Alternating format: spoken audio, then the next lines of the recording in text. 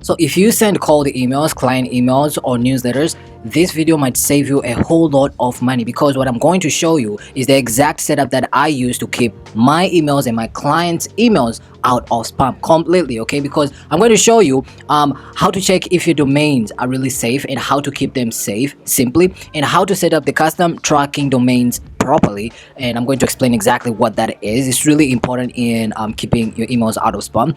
Plus, I'm going to show you the small mistakes that some apps or some software such as instantly destroy deliverability for most people. Okay, so stick with me, hit the like button, and let's dive in. So first thing is first, right? If you're using cold emails specifically, this is specifically for you, because you always need to make sure that your domains are really safe. If you want to run cold emails, these domains, you have to make sure that they're old enough so that they will not be a problem at the end of the day. And by that, I mean that you need to check how old your domains are. And the site that you will use to check this is called whois.com, right?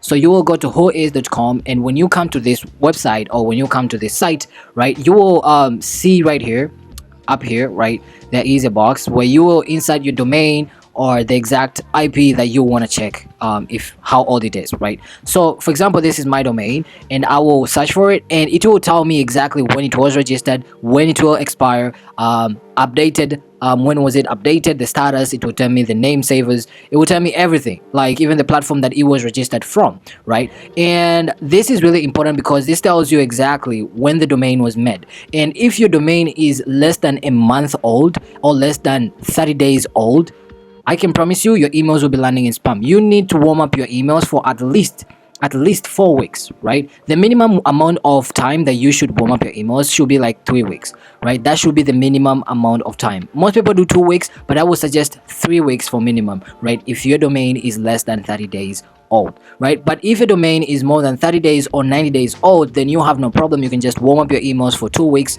2 to 3 weeks. If you can do maximum is 3 weeks, minimum is 2 weeks, right? So if you're doing 2 weeks for a 30 days old domain, it's great, right? So that's the first thing. Now, since we know that how old these domains are, like basically all of them, I've already checked all of them, all of them are less than 30 days old, so we will know exactly how this warm-up will be running for, right? This warm-up should be running for at least 4 weeks, 3 to 4 weeks approximately, right? And right now we can see like the health score is actually great, which is good, telling us that the warm-up is actually great, right? So make sure you warm up your emails. Right now, as you can see, 47 warm-up emails received, 3 warm-up emails sent, and 0 saved from spam, right? So it has been warming up since yesterday. This is a client's account, and I've been warming up since yesterday, right? I received it yesterday, and we're starting to warming it up before we start sending some campaigns, right? It's really important for you to do the warm-up, right? So there's 0 campaigns. As you can see, that's not the only one. This is another account which is also like 55 warm-up emails received already in, and as you can see, like everything is good. There is no any emails landing in spam, right? Now the next thing is the setting part, right? Now in this setting part, as I showed you maybe in another video, right, the daily campaign limit, the minimum wait time, the maximum, the better.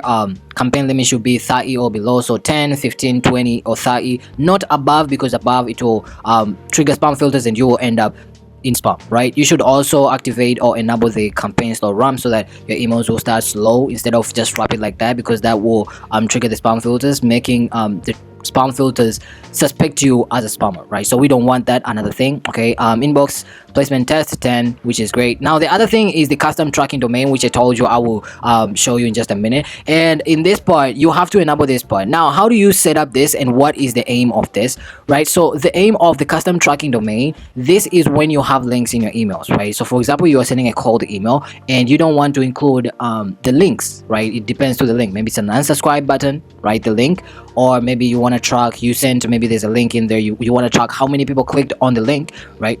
This will help you your emails not landing in spam, right? And this is a different one from the one that instantly gives you. So instantly gives you another tracking link, which it's from instantly, and if you use that one, then your emails will be like will trigger the spam filters and they will end up in spam. But this one is for the domain provider. Now, how do you set this up? So the first step is that you have to go to the domain provider, right? So for me, it's GoDaddy, right? As you have seen from the accounts that we were looking at, right? So here we know it's GoDaddy, right? It was registered in GoDaddy. So right now, what we are gonna do is log in GoDaddy. and yeah, just let us wait for that to log in. And then after it's logged in, what I want you to do, right, if you're doing cold emails and you're using GoDaddy, probably, right, what I want you to do is go right here and click my products, right? So my products will take you to all the domains that you have actually, right? So right here we now see all the domains. So we have 5 domains such as these ones, right? Here we have 5, and in GoDaddy we have 5 of them. So let's say which one were we choosing? Okay, so this one was try. Okay, try. Okay, so the one with try, we're going to go with the one with try. Okay, this one is the one with try, right? And then after you click on that domain, what I want you on that email account, I want you to go to the domain. So in the left bar right here, you go to domain, right? Domain, and it will take you to the domain setup. Now I want you to all leave all this out, right? Instead you have to go for the DNS record, right? So DNS, and in here is where we're going to set up our custom tracking domain, right? We're going to set up all these tracking domains, right? We're going to track. And how do you do that? So first thing is first, right?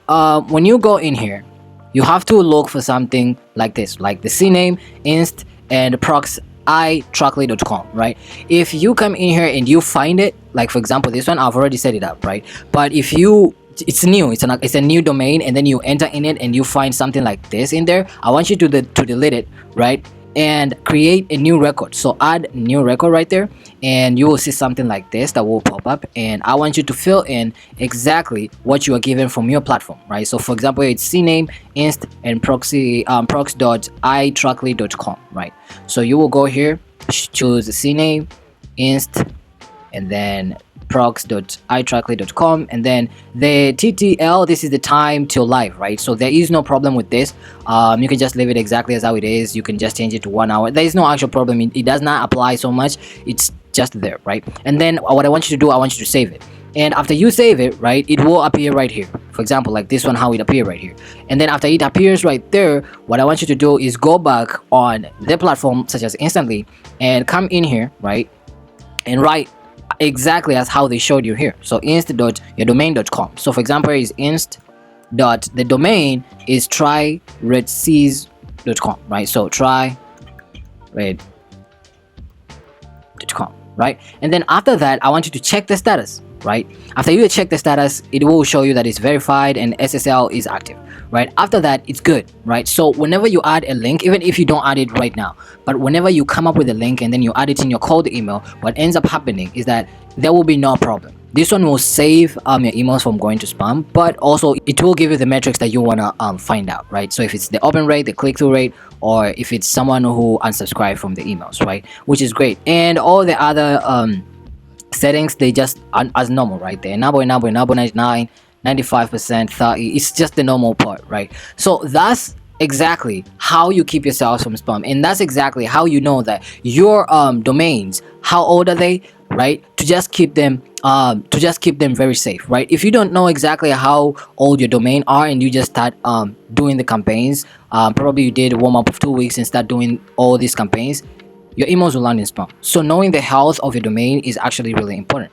And until now, we are good. The health score is 100%, and the warm-up emails are ramping up slowly, right? So for 2 weeks, we're going to be really, really good, really, really far, right? So yeah, that's all. I hope you find value. Let me know if you have any questions, and I will put out more videos just like this one to help you get more sales, to help you get more conversions. If you want to get more breakdowns, more storytelling breakdowns on warm emails and lists and stuff like that, newsletters, there's a conversion newsletter down below. It's completely free. You don't have to provide, I don't know, pay for the plan or pay for it. You know, it's completely free, and I break down in there what I don't break down in this YouTube channel. So I will see you on the next one. I hope you like this one. Hit the like button, subscribe, and peace out.